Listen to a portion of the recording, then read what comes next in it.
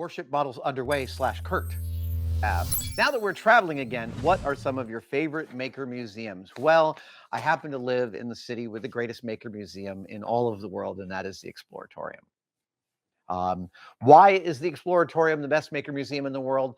Because when Oppenheimer, the brother of Robert Oppenheimer, who ran the Manhattan Project, started the Exploratorium, he started it with this idea that the exhibits would be built in the space and that you'd be able to see the shop, you'd see the builders building the things that people are engaging with in this science museum. So it was one step further than an engagement with these objects that are in the museum, that's whether it's touch the spring or learning about precession or a Coriolis force, etc.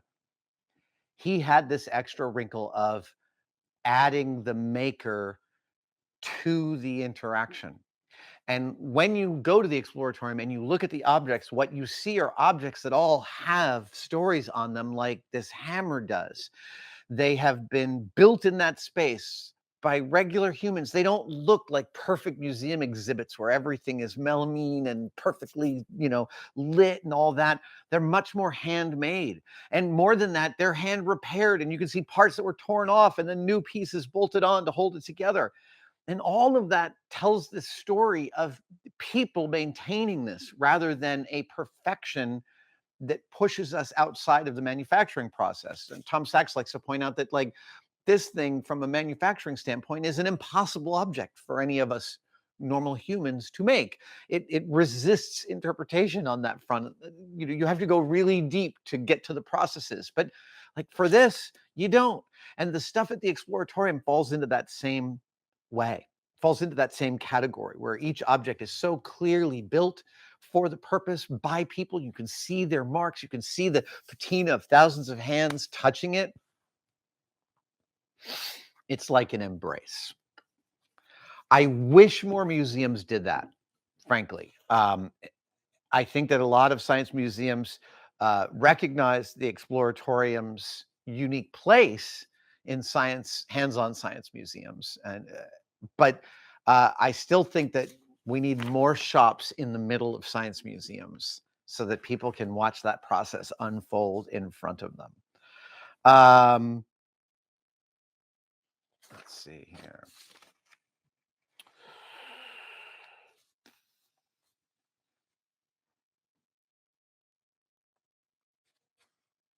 David Griffiths asks an ancillary question to the builder's block.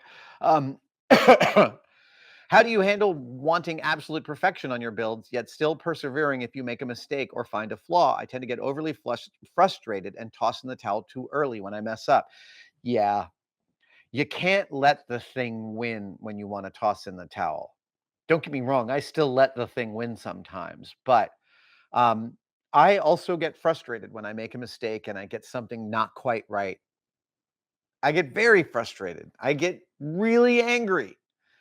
And sometimes I'll like make a mistake and I'll just put the part on the bench at the end of the day and I'll just go home. And I'll come in the next morning and I'll look at it and be like, today is not the day I want to remake this thing. But eventually I get kind of upset with the thing enough and enough distance. Yeah, okay, I can go back into it. But there's always a process of, it always feels like overcoming the inertia of my anger that I've made this mistake. And I mean, the later in the process you make the mistake. When I was building my Hellboy Samaritan and I was tapping some pieces, I was explaining, like, I've already spent like 20 hours making this one part. And if I screw up this tapping hole, I have a huge problem on my hand because I got to remake this whole thing. Yeah, when I make a mistake at that point, it might take me months to work up the wherewithal to rebuild that part. That's how I handle the absolute perfection difficulty. The other one is when it is really important. It's important to be thinking to yourself, go slowly, this is mission critical. Go slowly, this is mission critical. Go even slower, this is mission critical. Have you fully checked it? Have you double checked it? Have you triple checked it? Are you positive you're about to make the right cut? Are you really like check again? which is also a really, for me, a really beautiful mental space to spend time in. Like, I really like that sort of like breathing through the thing. Am I really measuring this enough? Am I really creeping up on it? That's why I've fallen so much in love with the machining on the mill and the lathe, chasing those zeros, as this old Tony calls it. I've fallen in love with that process because it's really about like everything you're doing is in such tiny increments. It requires the greatest focus, and that focus feels pleasurable as a practice.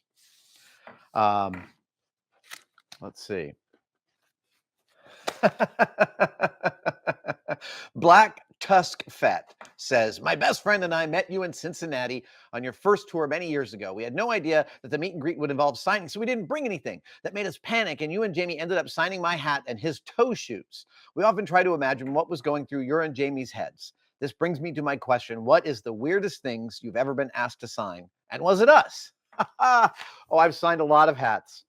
I've signed at least 3 toe shoes. I'm assuming you mean ballet shoes? Isn't that what a toe shoe is? Oh, or do you mean those really weird hiking shoes with the separated toes that give me the creeps? Trying to remember if I actually remember that. Cincinnati, a long time ago. First tour in Cincinnati, that's a long time ago, man. I have always had a no body parts. I've been asked to sign a lot of body parts. I have a no body parts policy. I don't know why. I just don't feel like, yeah, I don't want to sign somebody's body. Part of me, yeah, there's just a way in which that doesn't feel great to me. Will Wheaton has a great story about, actually, it was a tweet. It was Dear Will, from 10-year-old Will. Dear Will, signing a boob is every bit as much fun and awesome as you thought it was going to be when you were 10 years old. Love, 10-year-old Will. I love that story. And Jamie, I believe, has signed several chest areas. I prefer not to. Yes, I have the weirdest thing I've ever signed. It was a puck of depleted uranium. And it was literally like one of the very first college appearances Jamie and I were doing. It was outdoors. Yeah, I'm outdoors and we've got this line of a couple hundred people and we're signing the things that we're bringing. And this guy comes up and he puts this bright orange heavy thing on the counter. Dunk! And I go, what is that? And before I have any chance, he pulls the lid off and pulls out a Geiger counter and holds it up and it goes, dunk. He goes, it's depleted uranium. And I like signed it and like sent him on. That was definitely the weirdest thing. Yeah, hat. I've signed a lot of hats. I've signed, like I said, 3 pairs of toe shoes, but only 1 puck of depleted uranium. Patrick Casey says, you were able to work with ILM and have been to Weta. Any hopes or plans to visit or work with Disney Imagineers? In your opinion, what are some of the distinguishing characteristics between the 3 of them? Oh, what a great question. It's hard for me to speak to distinguishing characteristics between these 3 populations because I'm not sure there are many distinguishing characteristics.